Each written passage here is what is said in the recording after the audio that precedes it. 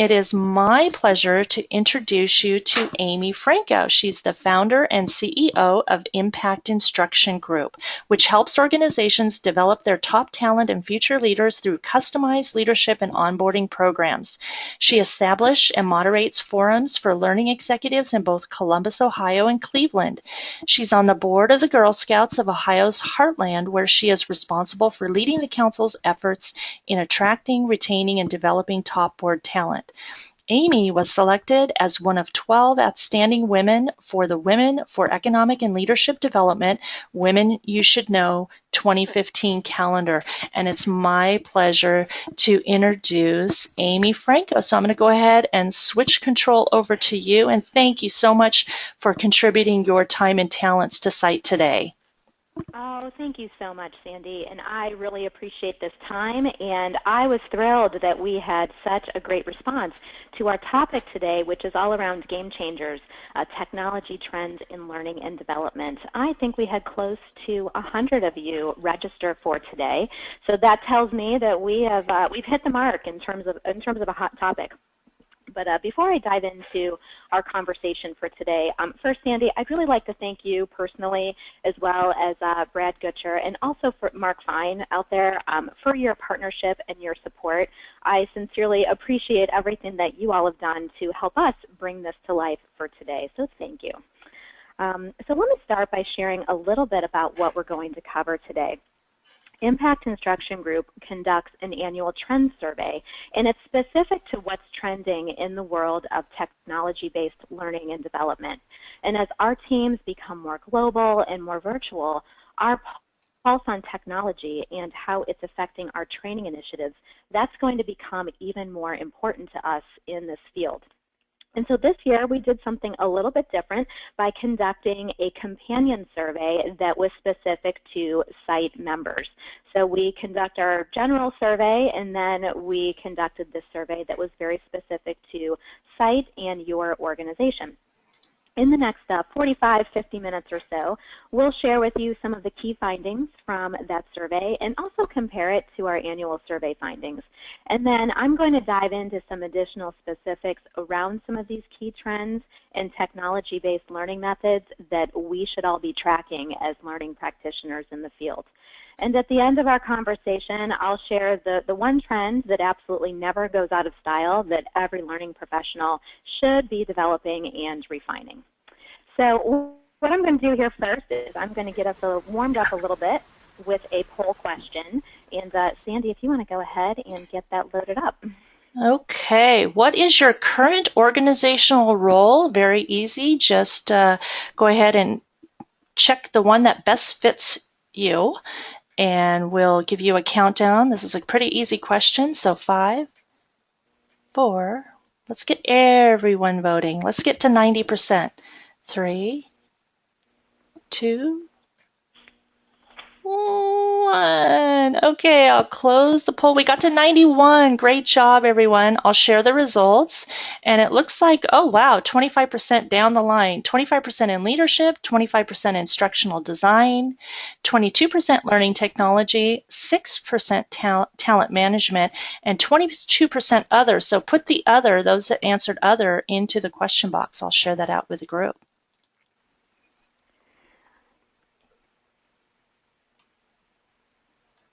Excellent. So this really just helps me to know who is on the line with us today, and I always have that other answer because many of us wear a lot of different hats. You may be doing a few of these roles, so there's always a lot of room for the other.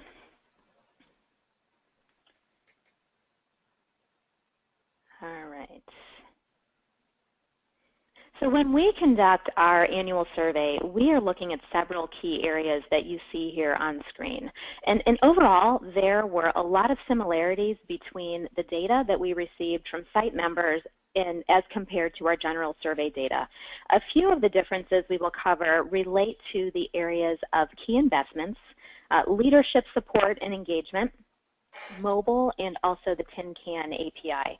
And a few differences that I think are fairly significant were also found in the demographics between our survey respondents.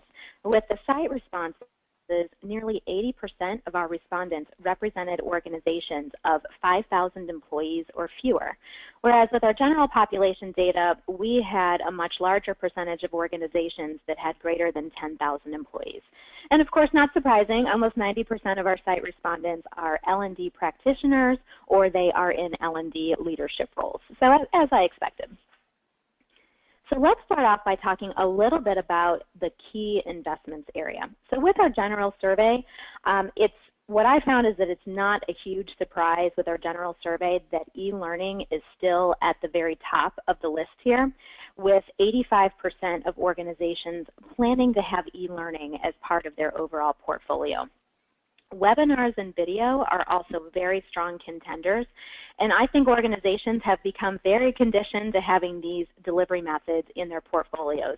And out of those two, definitely webinars we are more conditioned to have in our portfolios.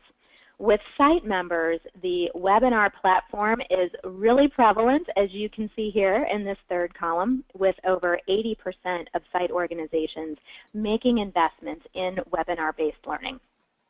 Interestingly enough, video is a medium that is often ranked right behind instructor-led environments when it comes to personal engagement or connection.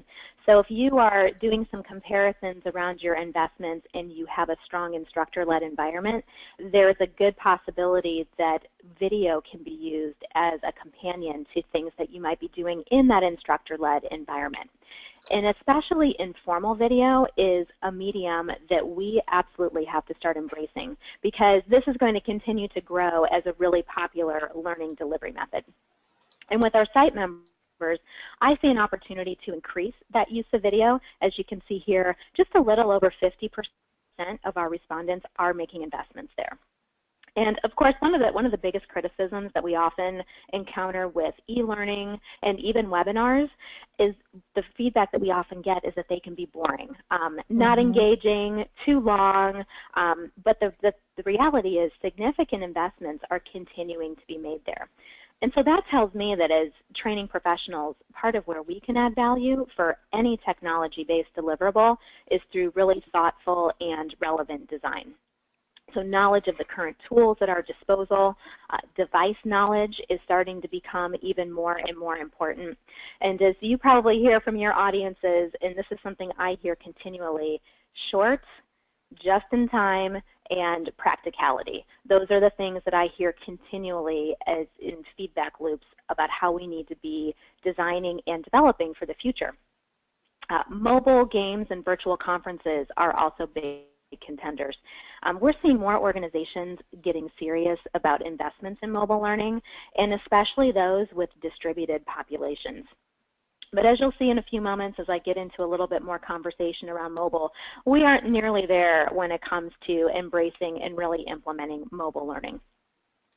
Games and simulations, those are becoming more widely accepted as well. And some of these can be technology-based, but sometimes they're not. I attended a conference recently where we were looking at multiple types of gaming and simulation environments, and only one out of the three were actually via technology. The other two were more or less live instructor-led board game related. And with the technology simulation, it blended multiple instructional elements. So you had video, you had online assessment, you had branching scenarios, and then an added element of coaching and feedback that was actually in a live type of environment. So that tells me that even though we're making big investments in technology, that a blended and holistic approach really remains important. Virtual conferences have also grown in popularity, and the technology platforms out there have become way more sophisticated in handling virtual conferences. And I'll add to that that the social learning component associated with these conferences is much more prevalent. I'll talk a little bit more about that in a bit. So where in times past, your only option was to attend something in person, and now we have this wide-ranging access to attend conference keynotes and sessions, even network with your peers, all in a completely virtual environment. And CLO Magazine, if any of you follow CLO, this was a great example with their symposium that they run annually. They offer a live version, and then they offer a follow-up virtual experience where they essentially replay the conference in a completely virtual environment. So, and along with this, we're seeing a lot more curation of conference content via social media. And I especially see that via Twitter. So I'll show you a couple of examples later on. A lot of times these conferences will assign a curator to the event, and then that person's role is to aggregate that content, share insights via social media, and then typically under a hashtag. So I'll show you that a little bit more. Two other design and delivery methods that we need to be paying attention to is the rise in virtual classroom, which you see on your screen here, as well as the rise in microlearning. You'll see here that less than 30% of our site respondents are leveraging the virtual classroom, whereas with the general population, you can see that that figure is a bit higher. But really overall, I see a large room for growth with leveraging virtual classroom. And I'm personally seeing an uptick in requests from organizations who want to convert those instructor-led courses to virtual classroom. And it's often become the go-to method for reducing travel costs. But the thing we have to watch out for as practitioners is that it takes different design skills, it takes different facilitation skills, and also a growing level of technology acumen to really ensure that the virtual classroom method is effective. I'm also going to be sharing some examples of microlearning, that's an increasingly popular method for organizations where being away for long periods of time just isn't feasible. Or maybe we need some more practical ways to support other learning methods. So just as oh, go ahead, Sandy. I was going to say, we had a higher response of site members say webinar, and we have a question from Mark. What do you determine as the difference between virtual classroom and webinar? Good question. So my philosophy is that webinars do not equal virtual classroom. Virtual classroom is typically much more in-depth, and it has many of the attributes that you would find in an instructor-led environment. So you may have exercises with debriefs, breakout rooms, especially in some of the more sophisticated virtual classroom tools, facilitator scripting, participant guides, and so you will see much more, it has much more of a feel toward instructor-led, but it's using a virtual environment, where oftentimes webinars are just like what we're doing here. They're short, they are covering a topic maybe in high level, and we aren't necessarily getting into exercises and practical application. Yeah, I see webinars as more of a broadcast, and maybe there's a little bit of interactivity, but virtual classroom, like you said, having most of the content's offline, and you're coming into the virtual classroom to practice what they're learning and making sure, do the knowledge checks and interact and answer questions. And absolutely. And virtual classroom, to that point, also integrates elements of the flipped classroom. So you may be doing things as an instructor or as a participant. You may be assigning work or doing pre-work outside of your virtual class, and then you're coming into the virtual classroom and doing some application. One other quick point I'll make, and this is relative to microlearning. So as a practical example, we're implementing some microlearning with a grocery retailer, and we're supporting their current leadership model and their competencies with these very short targeted pieces that will be delivered to their store leadership. And it's really effective for all audiences, but we're finding with our research this type of modality is especially effective with millennials. And because microlearning is such a strong trend right now, I'm going to spend a little bit of time diving into that. And so as a practitioner, if you're looking for any areas to upskill yourself, I would highly recommend the areas of virtual classroom or microlearning as potential targets for you.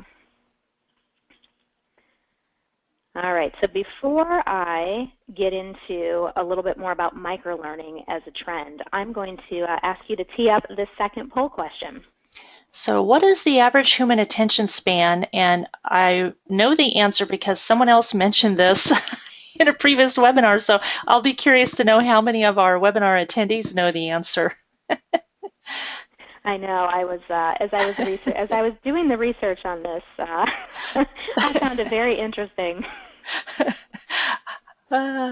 Okay, so I'll give you a countdown to answer. 5, 4, 3, 2, 1. Okay, we got to 89% voted, so we lost 2% of you, but that's okay. Let me share the results. 44%, 8 seconds, 24%, 60 seconds, 26%, 5 minutes. Oh, and who are the 6% that said 12 minutes? Bless your soul. They are very focused individuals. Oh, so sadly the answer is A, 8 seconds. In a recent study that was conducted by Microsoft of about 2,000 people, they uncovered that our focused attention span is now at an all-time low of 8 seconds. It was actually about 12 seconds 15 years ago.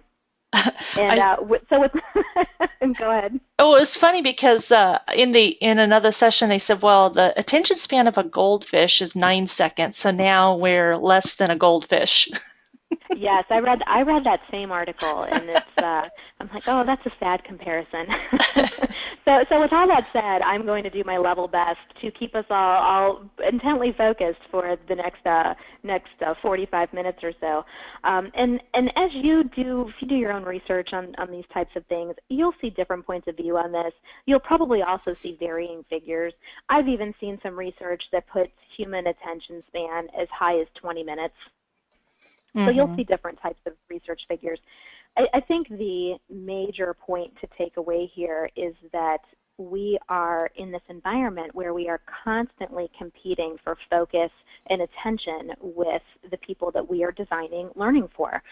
So our relevance must just be spot on, and we really have to be able to distill a lot of data into meaningful information. And I heard someone mention this once, that we are very data-rich and information-poor. We are surrounded by data, but we are not always surrounded with the right information. So it's good to know what some of this research is out here so that we can all take that into consideration as we are designing and developing our learning, whether it's technology-related or not. A good global figure for us. All right, thank you for participating in that. And I'm going to move on here to talk a little bit more about microlearning because this is a major trend that we're seeing. So this chart on here, and you will have access to the handout that contains this, so don't feel like you need to jot all of this down. But this chart draws some comparisons between more formalized macro learning and the world of more informal microlearning. Some of the key attributes of microlearning that I'd like to particularly call out is that microlearning is extremely short bites of content.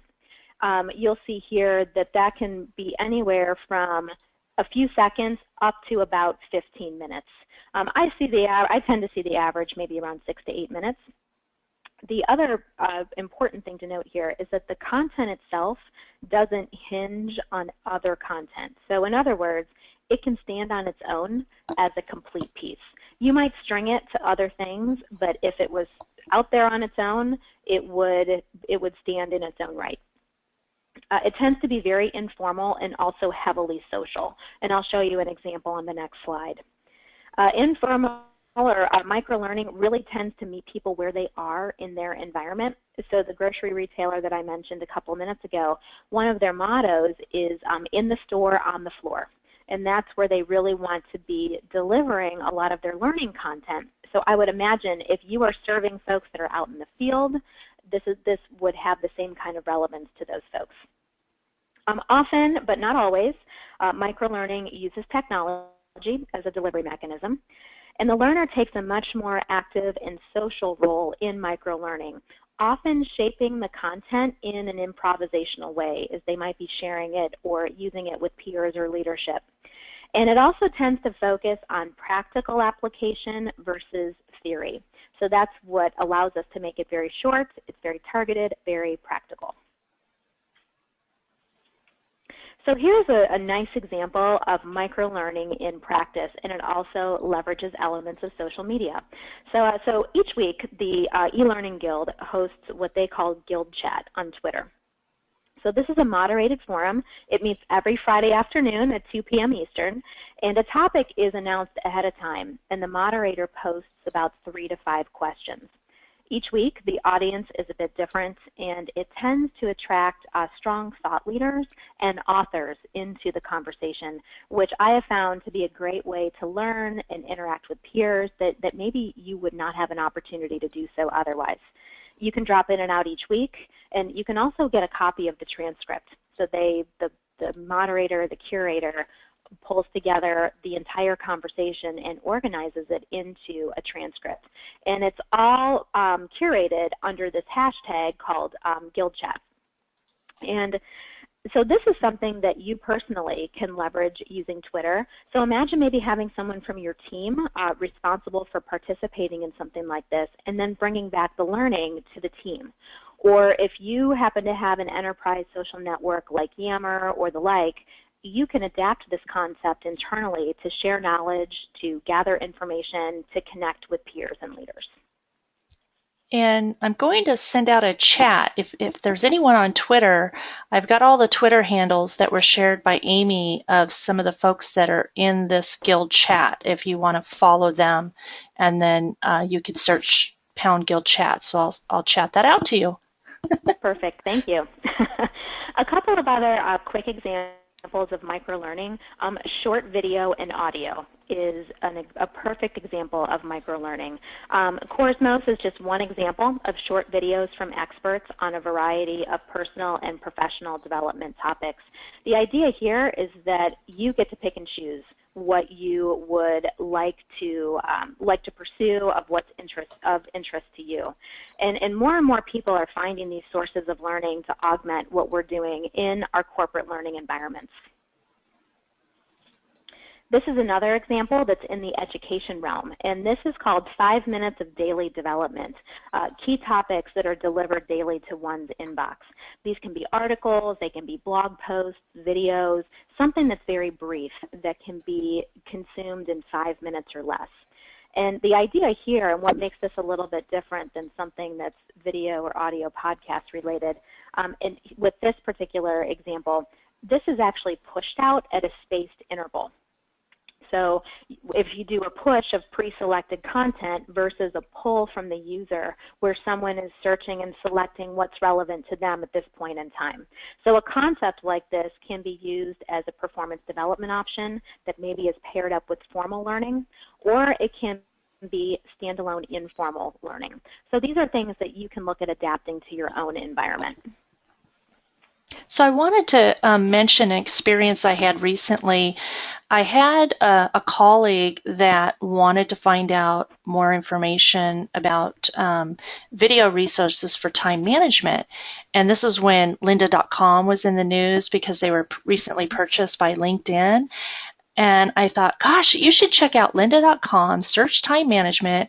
There might be some micro-learning videos that are free because some of the courses, they give you like a 3 to 5 minute free video. And it is amazing the quality of the content in lynda.com and the variety of topics that you can learn. And so I pointed her out. She wanted a specific video that talked about multitasking and how it really is a time waster. And there was a video on that, and it was free. So I sent her the link, and she was able to share it with her team, and it was really well produced and had a great learning outcome for it. It just was amazing. Yeah, that video on microtasking goes right along with our 8-second attention span, yes. Right? Yes. Thank you. That's a great example. I appreciate that. Okay, so let's move on to a little bit of a conversation around leadership support. So when we when we generated this survey, we wanted to find out how supportive those in leadership were of adopting technology-based learning initiatives within their organizations. And so as you can see here, we really do have some fantastic support when it comes to technology-based learning. It's either growing steadily or rapidly, and the site survey really mirrors what we're seeing in the general population. One key point to mention, though, is that organizations, they're increasingly selective with the investments being made in learning initiatives. So while we have leadership support, it's also critical that as learning practitioners that we're able to connect the investments in technology-based initiatives to company goals and also demonstrate return on investment. So I'm going to offer a couple of points on how we can begin to accomplish this. And the first thing is to know the core strategic initiatives within your organization. So this is going to position you to know what's important to leadership and then also set you up to be able to articulate how your learning initiatives can tie directly to accomplishing the strategic goals of the organization. Secondly, I would recommend developing an understanding of the IT initiatives that are taking place in the organization and also a baseline understanding of your the current state of your IT infrastructure. So taking the time to learn how all of this impacts various lines of business and overall business operations, because this will help you to better understand core technologies that are being considered and making ties to how learning and performance could be impacted.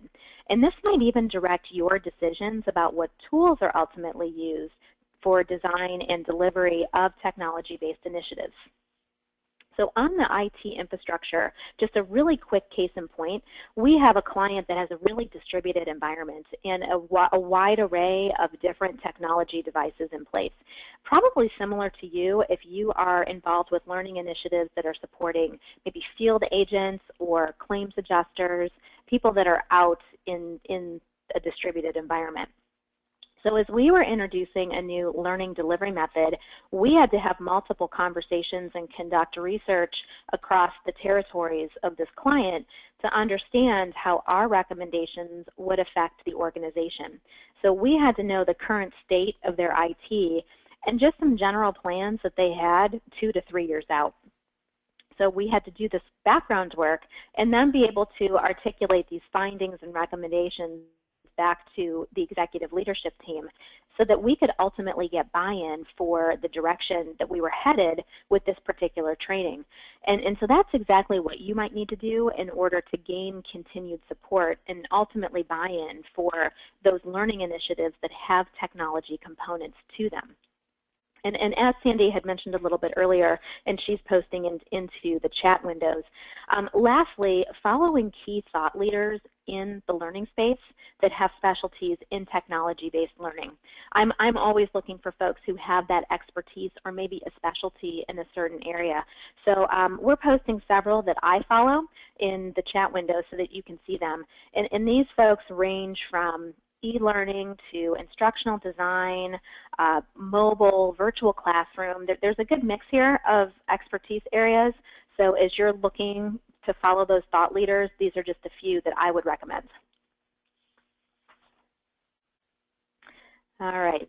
So next we're going to move on to the topic of mobile learning adoption. And as you can see from this visual here, we have some room to grow in this area. You can see, and this is general population and also site, that many of us do not have new technology or strategy, and we don't have plans to really implement or move down the path of mobile. So with our general survey, 44% of the organizations that we surveyed, they have mobile devices in their organizations, but they don't have a learning strategy to support that. And this is actually the same year over year. So 2014 to 2015, the needle did not move on this. And as you can see on screen, almost 62% of us in site organizations surveyed were still either in the exploratory stages of mobile learning or we don't have any significant plans this year for mobile learning. And I truly believe that organizations, we must have a mobile learning strategy, and especially those of us that are working with distributed populations. And that strategy needs to account for business outcomes, our audience needs, appropriate content for mobile delivery, because not everything is appropriate for mobile delivery. What are our design approaches and our development tools, and how are we going to implement and sustain the learning and development that is ultimately delivered on mobile devices? So those are just, that's a laundry list of some things that need to be considered when you're looking at mobile learning strategy. And I personally see more and more in the field, so field sales, field agent populations that are using mobile devices, of course, in their day-to-day work, but not always with learning. Learning is often still relegated to behind the LMS or to behind the firewall, where it's not always readily available at that point of need. And that's where a strong strategy comes into play. So knowing your business imperatives, determining what's appropriate, and then aligning your design and development activities to that. I'm also seeing an increasing number of organizations that want to integrate very short learning pieces right into a system. So say, for example, a CRM type of system where it's right there at that point of need. And many industries, and particularly the insurance industry, were really challenged with attracting and retaining talent, specifically millennial and then up-and-coming Gen Z talent.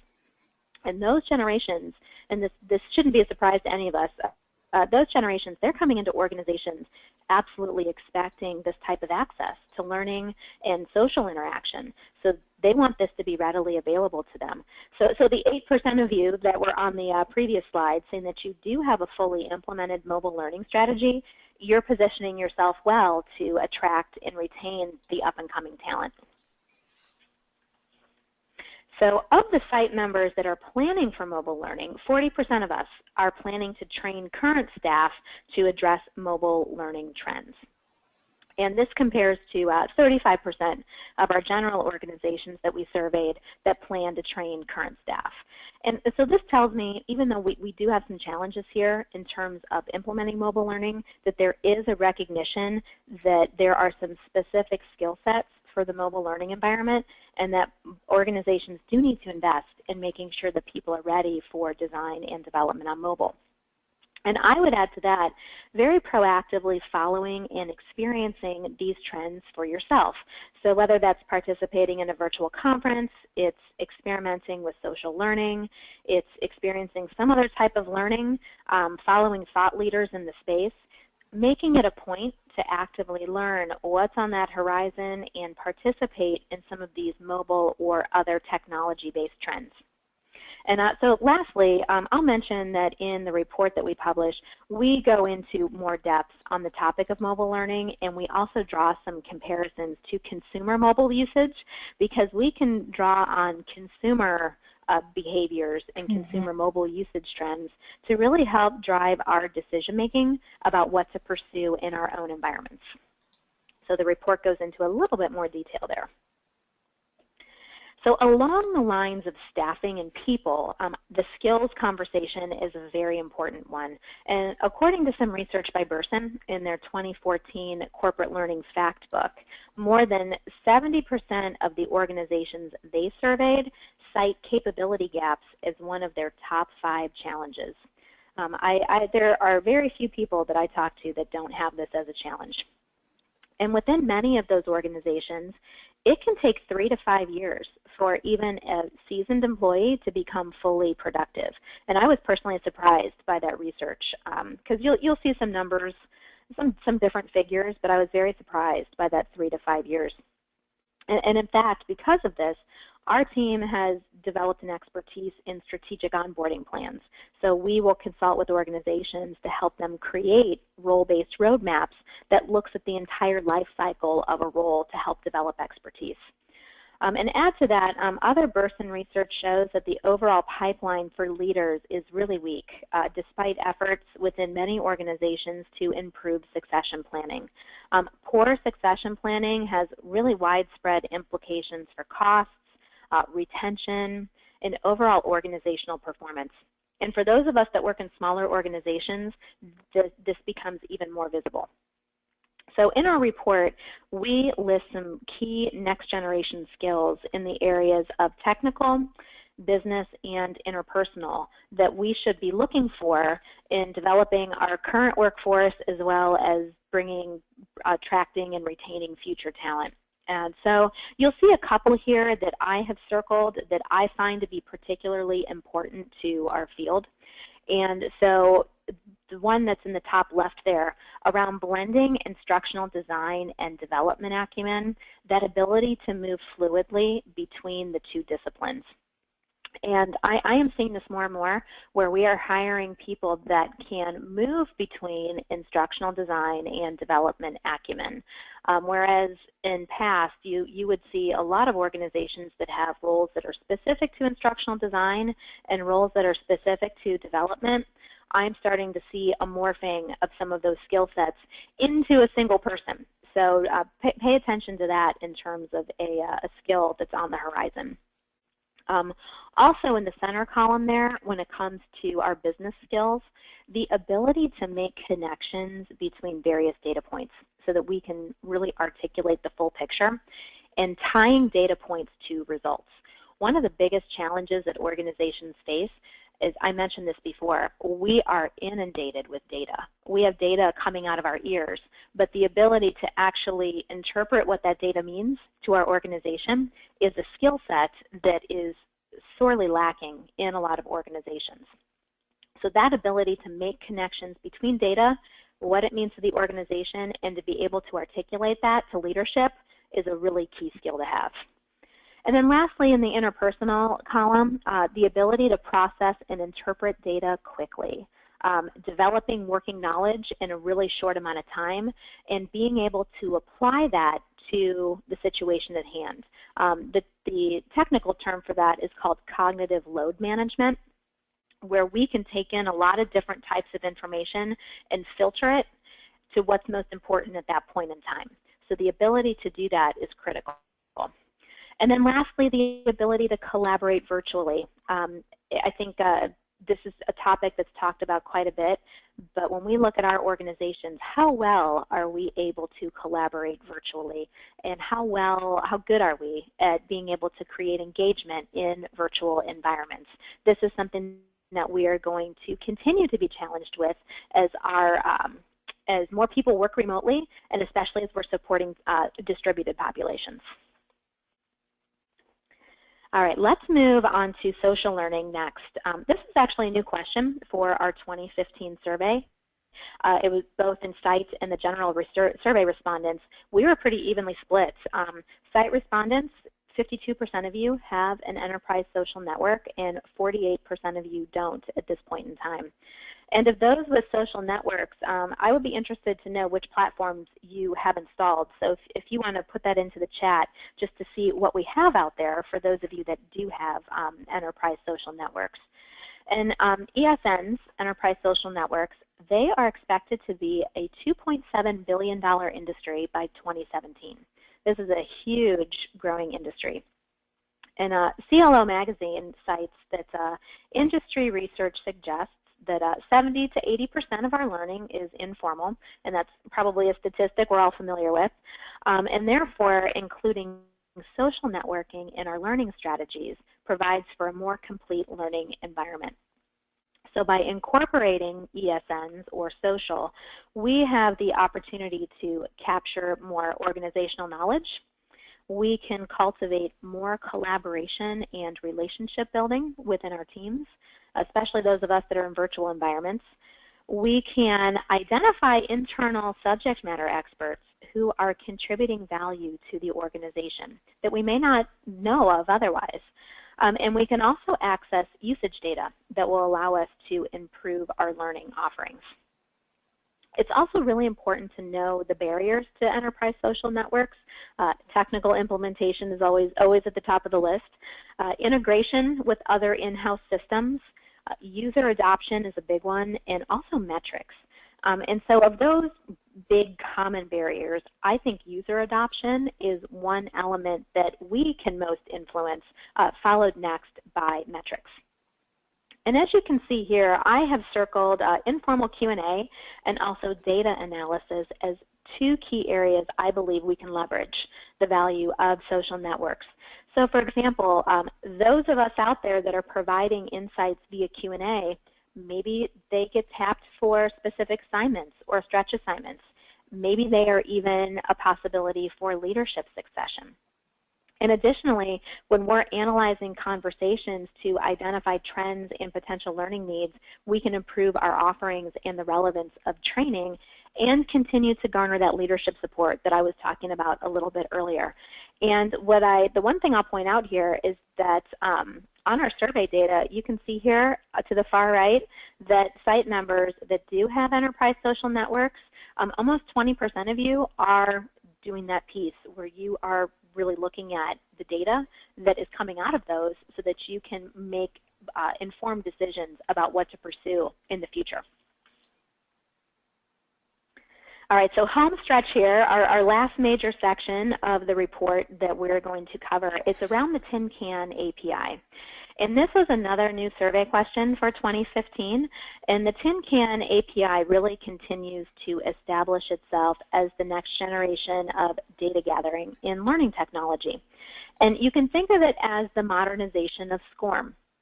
And as you can see from our survey results, both the general survey and our site-specific survey, we have some work to do in this area as well. Similar to mobile, we have some work to do here. The next generation of SCORM, or Tin Can, this is really going to change the way that we gather and analyze learning data. And this is going to provide access to data well beyond what we're familiar with today with our traditional learning management systems. And the idea here is to provide more depth and more meaning to the data. So ultimately allowing us to create better learning experiences for the people that we're serving.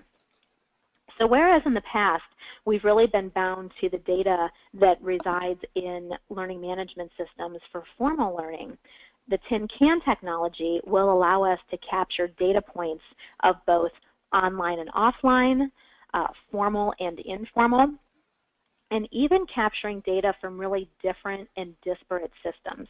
So a quick example, imagine being able to leverage data within your CRM that can help you potentially pinpoint specific learning and training needs for sales teams so that you can directly affect behaviors that drive better opportunities. In the past, that type of information would not be available to us, but with the Tin Can technology, we can now connect to these other more disparate, disconnected systems to get a greater understanding of our environment. And another way that we can actually leverage it is also going back to our enterprise social networks that we mentioned earlier. So this is all possible using what's called Tin Can statement language and also what's known as learning record stores. So that's some of the terminology that you'll hear and come across as you're doing research. And if I could really recommend a true expert in the field, it would be Watershed, LRS, and Mike Rustasy. So on the screen here, you'll see a webinar that we hosted last year. It's still available on YouTube at the link that you see there on the screen.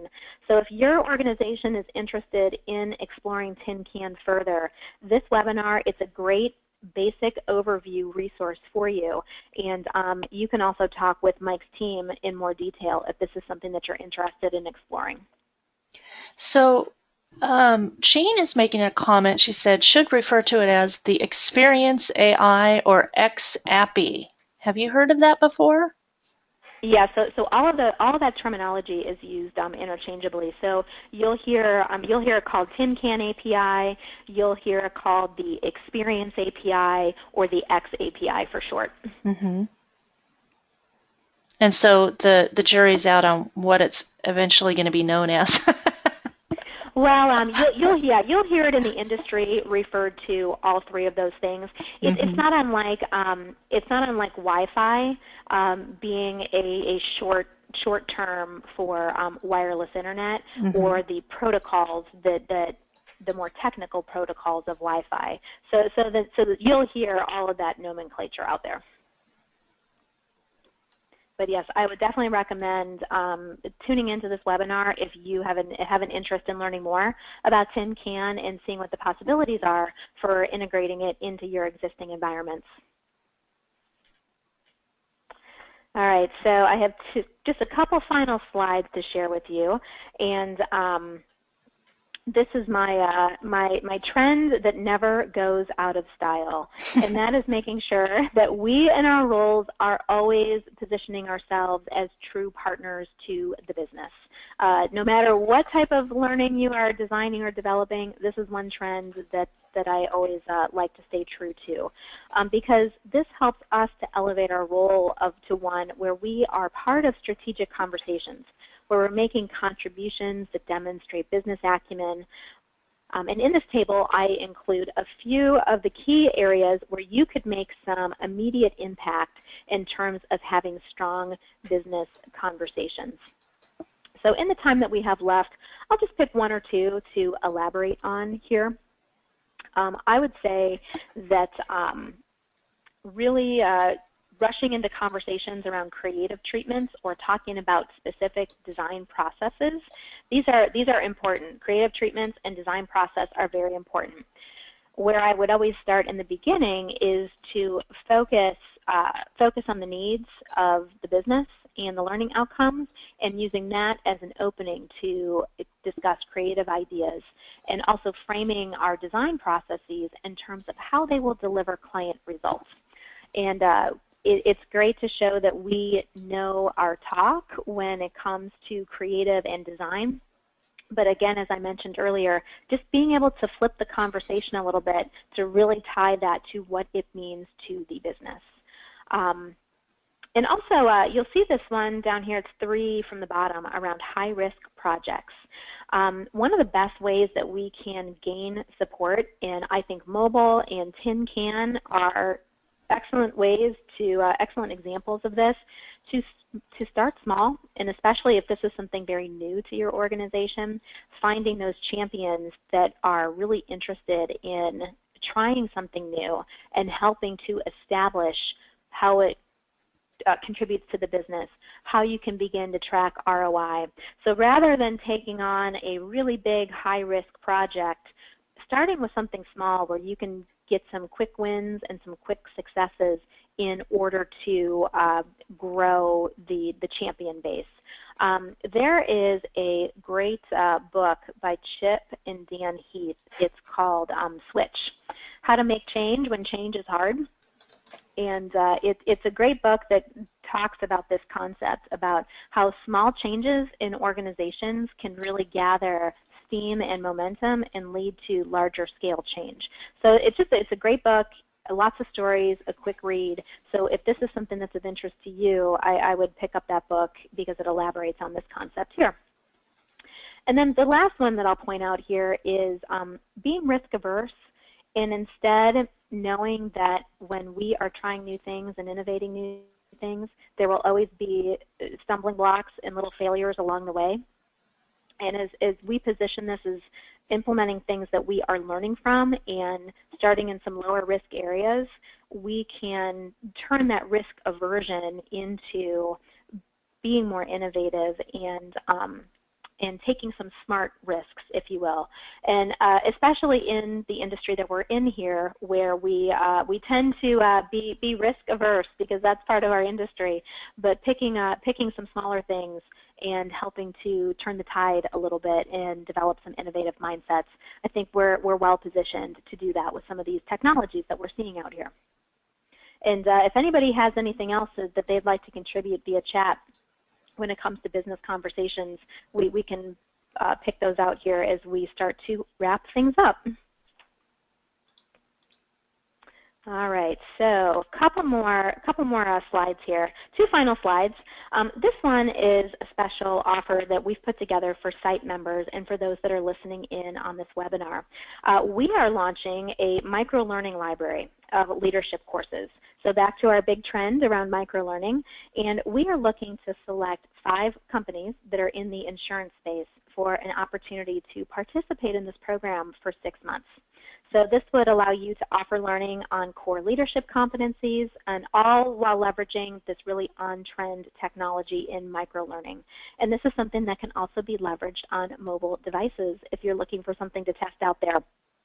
So this would include access to 8 video-based microlearning modules on key leadership topics, and also some companion performance support resources. So if this is something that piques your interest and you'd like to just learn more, you can see the details there on the screen to drop us an email, info@impactinstruction.com, and we can share more details with you about this. So again, we are looking for 5 insurance companies to participate in this, and we can talk a little bit more about selection criteria. And if you could do us a favor and just reference the Site Leadership Library Program in the subject header, that would help us in picking those emails out from the crowd. So if this is something that piques your interest, we would love to hear from you. And then lastly, before we close for the day, I will point you back to our 2015 Learning and Development Technology Trends Report. And this is where you can get some more in-depth information on the topics that we covered today. And this can really help you as you plan out training investments, and also just as a support tool for everything that we have covered today. And you can get access to a copy of the report at our website, which you see on screen there. So with that, Sandy, I'm going to turn it over to you if there is anything in the chat or anything in Q&A that we'd like to cover before we close out for the day. Yes, thank you, Amy, for a very informative and enlightening discussion around the site survey. We appreciate so much your time and attention to our organization to learn more about our unique challenges and needs. If you have any questions, you can enter them into the chat box. We don't have any questions right now, but I'm wondering, by a show of hands, how many learned something that you did not know before that is making you think, oh, I need to go investigate more? Raise your hand if you now have a job to do to go investigate more. And it looks like about 75 to 85% of the people are raising their hands, so thank you for that. Jane, sharing. I've added to your to-do list. Yes, exactly. Jane has added great insights today, so appreciate your comments. And we'll stick around for just a few more minutes if you have any questions. I'll go ahead and stop the recording at this time.